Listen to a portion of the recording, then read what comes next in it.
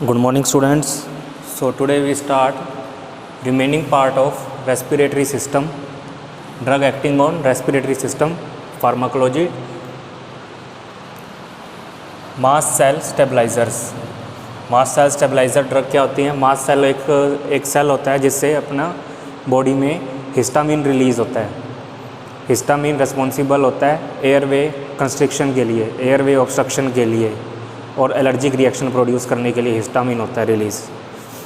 अब वो अगर अपना अस्थमा एलर्जिक है, एलर्जिक अस्थमा है, तो वो हिस्टामिन जो अगर कोई भी पोलन ग्रेन या फिर किसी से भी अपने को एलर्जी है जिससे अपने को अस्थमा अटैक आता है, वो अंदर जाएगी अपने सांस के थ्रू, तो वो हिस्टामिन प्रोड्यूस करेगी अंदर बॉडी में, मास्ट सेल से रिलीज़ होगा हिस्टामिन।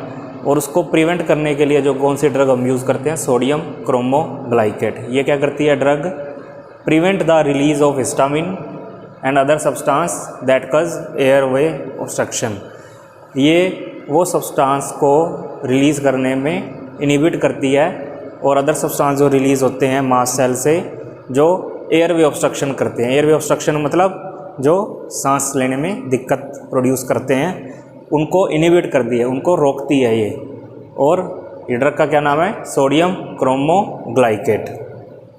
इनको कहते हैं मास्ट सेल स्टेबलाइज़र। सेकंड जो ड्रग आती है इसमें ग्लूकोकॉर्टिकॉइड्स यूज़ करते हैं अपने अस्थमा में, जिनको अपने स्टीरॉयड्स भी कहते हैं। स्टीरॉयड क्लास के हैं ग्लूकोकॉर्टिकॉइड्स। इनका क्या फंक्शन होता है, मैकेनिज़्म क्या है, ये कैसे करते हैं एक्ट? स्टीरॉयड्स का अगर अपने कहीं क्या फंक्शन है, वो इन्फ्लेमेशन है जो वो रिड्यूस करते हैं। कोई भी अपनी इंजरी हुई है उसकी जो इन्फ्लेमेशन है उसको रिड्यूस करते हैं स्टीरॉयड्स। अब बॉडी में कोई भी इंजरी हुई तो क्या होता है प्रोड्यूस? फॉस्फोलिपिड्स। फॉस्फोलिपिड्स कैसे प्रोड्यूस होते हैं? कोई भी जो अगर अपनी सेल की मेम्ब्रेन है जो सेल की, उसके अंदर से फॉस्फोलिपिड्स की बनी होती है। और वो फॉस्फोलिपिड्स से क्या बनता है? Arachidonic acid. सेल के अंदर ही साइटोप्लाज्म में अरेकिडोनिक एसिड से क्या बनते हैं? ल्यूकोट्राइन्स। ल्यूकोट्राइन्स किसकी प्रेजेंस में बनते हैं? 5 लाइपो ऑक्सीजनेज की प्रेजेंस में। और प्रोस्टाग्लैंडिन्स और थ्रोम्बोक्सिन A2 किसकी प्रेजेंस में बनते हैं? कॉक्स एंजाइम की प्रेजेंस में। ये तो है नॉर्मल प्रोसेस जो ल्यूकोट्राइन्स और प्रोस्टाग्लैंडिन्स बना रही है। प्रोस्टाग्लैंडिन और ल्यूकोट्राइन्स ये फीवर प्रोड्यूस करते हैं, तो इनको इनहिबिट करना है हमने। वो कैसे करेंगे? तो उसके लिए अपने ये ड्रग्स यूज़ करते हैं। सबसे पहले ड्रग है ग्लूकोकॉर्टिकॉइड्स। ग्लूकोकॉर्टिकॉइड्स इसका जब मेटाबॉलिज्म हो जाता है,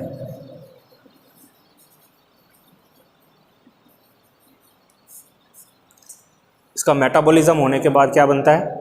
लाइपोकोर्टिन। इसका ये बाई प्रोडक्ट है ग्लूकोकॉर्टिकॉइड का। लाइपोकोर्टिन क्या करता है, उसका क्या फंक्शन है? ये इनहिबिट कर देता है फॉस्फोलाइपेज A2 को। ये एंजाइम है एक फॉस्फोलाइपेज A2। फॉस्फोलाइपेज A2 क्यों चाहिए हमें? जो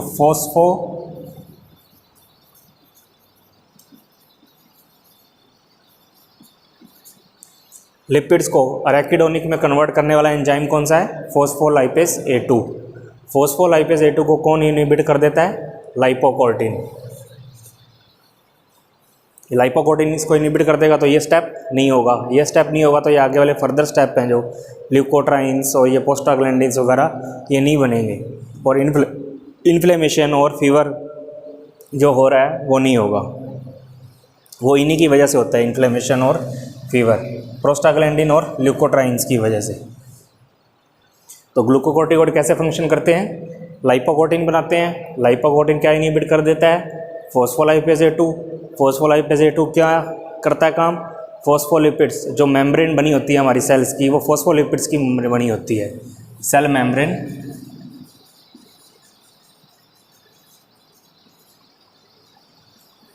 किसकी बनी होती है? फॉस्फोलिपिड्स की। फॉस्फोलिपिड से कन्वर्ट हो जाते हैं अरेकिडोनिक एसिड। ये स्टेप इनहिबिट कर देता है। ये स्टेप इनहिबिट कर देगा तो ये ल्यूकोट्राइन्स और प्रोस्टाग्लैंडिन नहीं बनेंगे और फीवर और इन्फ्लेमेशन बॉडी में नहीं होगा। और यही चीज़ें ल्यूकोट्राइन्स और प्रोस्टाग्लैंडिन रिस्पॉन्सिबल होते हैं एयरवे ऑब्स्ट्रक्शन के लिए। सांस लेने में दिक्कत भी प्रोड्यूस करती हैं, इसलिए इनको इनहिबिट करना ज़रूरी होता है, इनका प्रोडक्शन कम करना ज़रूरी होता है।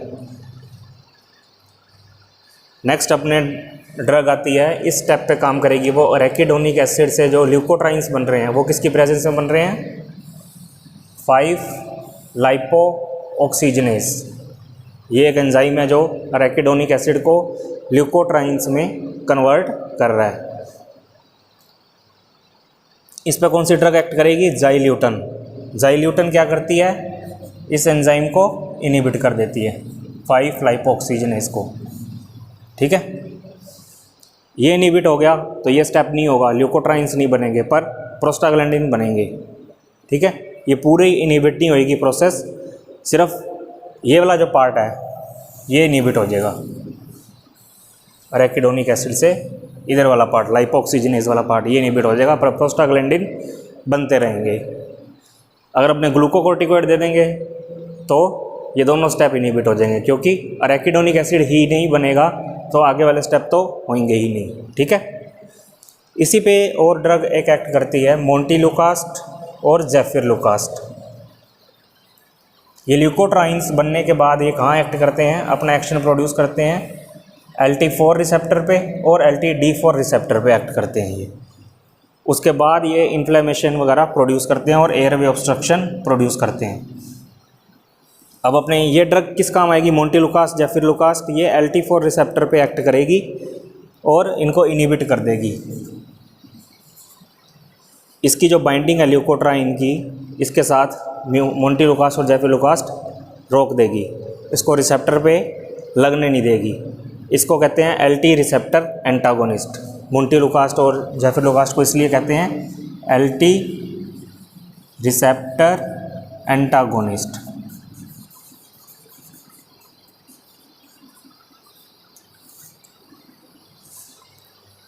ये दोनों ड्रग्स LT4 रिसेप्टर पर ल्यूकोट्राइन को लगने नहीं देगी। ये ल्यूकोट्राइन अगर बाइंड नहीं होगा अपने रिसेप्टर से तो अपना मैकेनिज्म ऑफ एक्शन प्रोड्यूस नहीं करेगा, और इन्फ्लामेशन जो प्रोड्यूस होती है ड्यूरिंग अस्थमा इन एल्वियोलाई वो प्रोड्यूस नहीं होगी, इसलिए इनको कहते हैं LT रिसेप्टर एंटागोनिस्ट। ये दोनों ड्रग्स हमने कर ली, मास्ट सेल स्टेबलाइजर कर लिए, ग्लूकोकोर्टिकॉइड्स कर लिए और लाइपोऑक्सीजनेज इनहिबिटर कर लिए और मोंटेलुकास्ट ज़ेफिरलुकास्ट कर लिए। ये 3-4 तरह की हमने ड्रग्स कर ली इसमें। अब लास्ट इसमें पढ़ेंगे अपने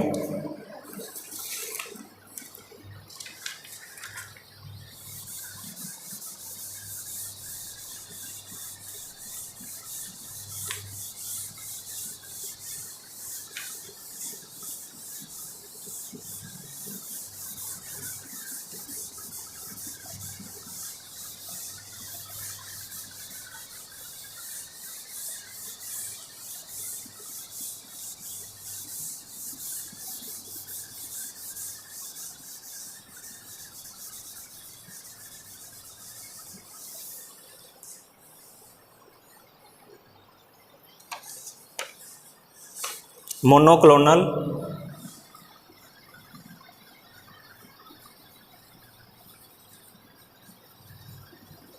IgE एंटीबॉडी।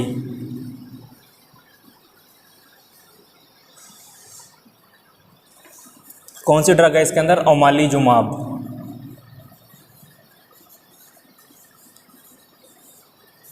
ओमालीजुमाब क्या करती है, ये जो IgE एंटीबॉडी होती है ना अपनी बॉडी में, ये रिस्पॉन्सिबल होती है एलर्जिक रिएक्शन प्रोड्यूस करने में।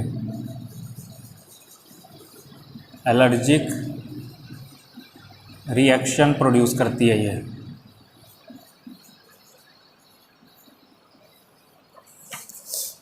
Bye binding to mast cell.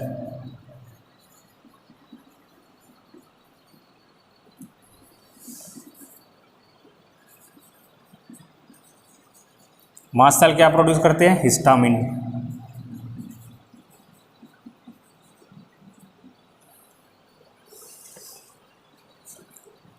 तो ओमालीजुमाब क्या करती है, इसको इनहिबिट करती है, इसकी बाइंडिंग को मास्ट सेल से।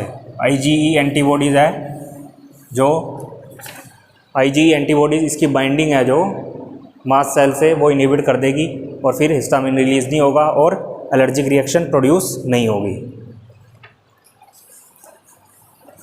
नेक्स्ट है नेसल डीकंजेस्टेंट ड्रग्स, जो नेसल डीकंजेशन में यूज़ होती हैं।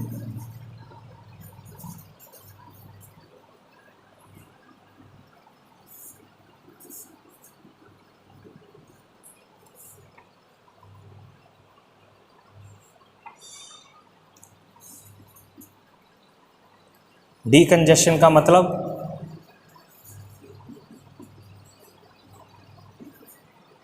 जो कैपिलरीज हैं, ब्लड कैपिलरीज, उनका कंस्ट्रिक्शन हो जाता है।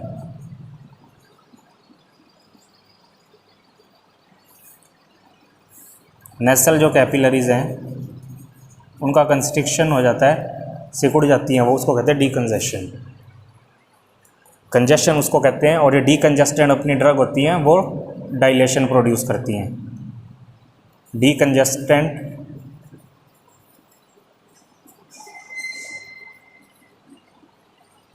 ड्रग्स प्रोड्यूस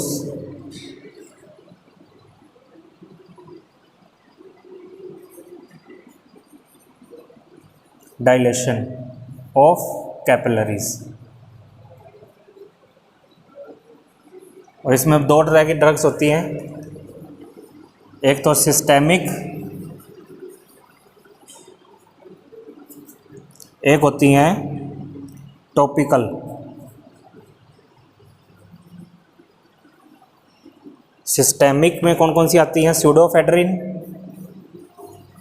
ये कॉमन जो एंटीकोल्ड होती है ना उसमें ड्रग यूज़ होती है। ये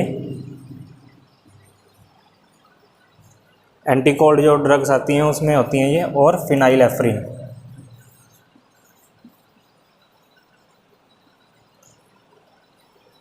और टॉपिकल जो नोज़ में अपने यूज़ करते हैं एज ए स्प्रे, ज़ाइलोमेटाजोलिन, इसके स्प्रे आते हैं, नेसल स्प्रे, और ऑक्सीमेटाजोलिन।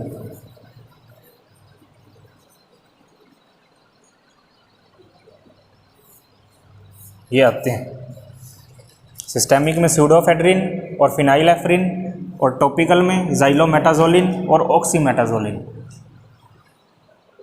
ये अपनी ड्रग्स हैं सारी। ये नेसल डीकंजेस्टेंट हो गए। ये ड्रग्स क्या प्रोड्यूस करती हैं? डीकंजेशन। जो कंजेशन हुआ है, यहाँ पे कंस्ट्रिक्शन हुआ है, उसको डायलेट कर देती हैं कैपिलरीज को, और डीकंजेशन प्रोड्यूस करती हैं। ये हमारा चैप्टर रेस्पिरेटरी सिस्टम कंप्लीट हो गया। नेक्स्ट चैप्टर अपने नेक्स्ट क्लास में करेंगे। Thank you.